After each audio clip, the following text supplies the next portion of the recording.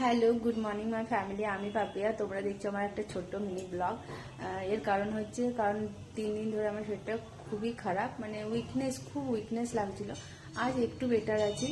কাল তো একদমই ভিডিও আপলোড দিতে পারিনি তোমাদেরকে, আর তোমাদের ভিডিওতে লাইক কমেন্টও করতে পারিনি, কি করব।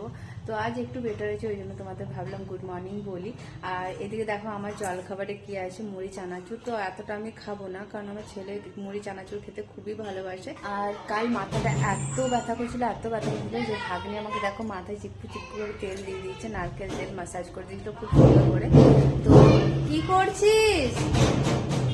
বাচ্চাগুলো খেলছে, তো একটু স্কিপ করে নিই। আর রাস্তার দিকে বাড়ি তো তো গাড়ি ঘোড়া সবসময় চলতেই থাকে, সবসময় আওয়াজ। আমি যে ভয়েসটা কত কষ্ট করে দিই তোমাদেরকে কি বলবো।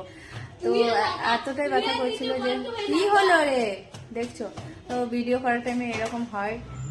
ওই জন্য আমি যখনই ভিডিও করতে চাই হয় না সেরকমভাবে, এতটাই চিৎকার করে এরা সবাই।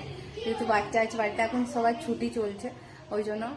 তো আর কি বলবো, ওই জন্যই তোমাদেরকে ভাবলাম আজ একটু বলি, আমি তোমার সাথে কথাও বলি। আর অবশ্যই তোমাদের ভিডিও তুমি লাইক কমেন্ট অবশ্যই করে দেবো, তোমরা যারা যারা বলো, এই যেটা বললাম আমি। এইদিকে দেখো আমি এই কেকটা খেতে খুবই ভালোবাসি।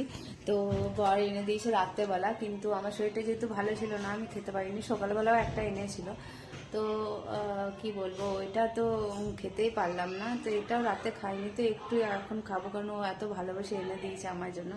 তো চলো খুলে ছেলেকেও দেবো আমি। তো আজকের কি বলবো, ছোট্ট মতোই একটা মিনি ব্লগ ছিল তোমাদের জন্য।